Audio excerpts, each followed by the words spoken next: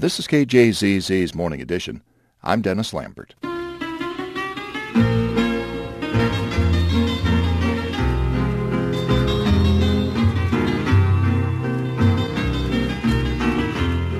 Avelino played the guitar and sang in different bands in Safford, Arizona over the span of 4 decades. He died of a heart attack in 1985. This Saturday, former bandmates will return to southeastern Arizona to remember the family man and musician. KJZZ's Paul Atkinson reports.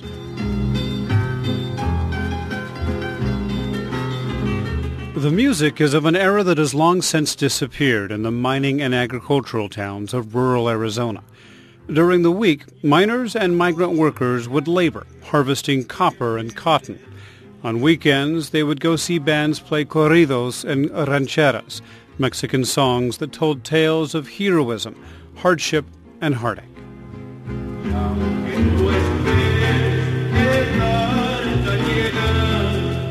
Avelino experienced all three. Called his service in the military, he was discharged with a debilitating hip injury that left few employment options. But the Safford native could play the guitar and sing.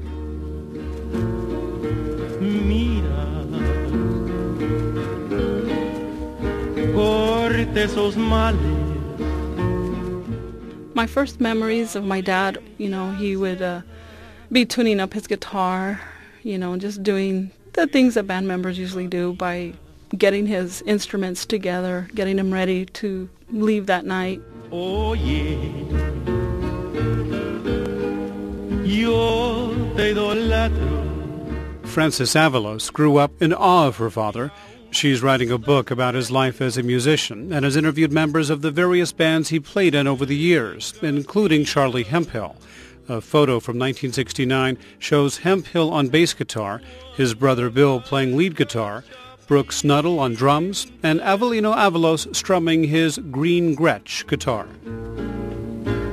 It was very, very beneficial to have Avelino in the band because he could sing the Spanish tunes and play the Spanish music and the requests that we had there. So I guess we were a good mixture, I think, in terms of being able to play in the area. Hemphill says the Lucky Four, as the group was called, had no problem getting gigs in Safford and beyond. Well, I think it was the thing to do on weekends, and people would go and dance, and I think it was back in an era where people knew how to dance and were very comfortable getting together, and this was an excellent form of entertainment.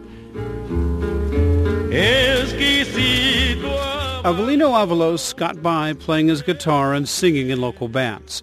Like many musicians, he aspired to a bigger stage and almost got a shot. His daughter tells the story of what happened when on tour with other local bands in Buffalo, New York in the summer of 1965. When they were there, my dad's band had a great opportunity in auditioning for the Johnny Carson show. And they were actually going to do that. However, one of the band members got cold feet, and so they all chose not to do it. Frances Avalos says her father was disappointed about not getting a chance to perform on live TV, but he shrugged it off.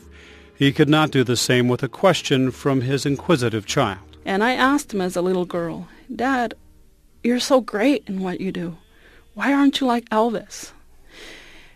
And he took a while to answer me, but when he did, I just regretted asking him because he couldn't speak, from the question I asked was really traumatic to him, I guess, and it surprised him, and he got tears in his eyes. What Avelino could not tell his daughter is that he chose family over seeking fame and fortune.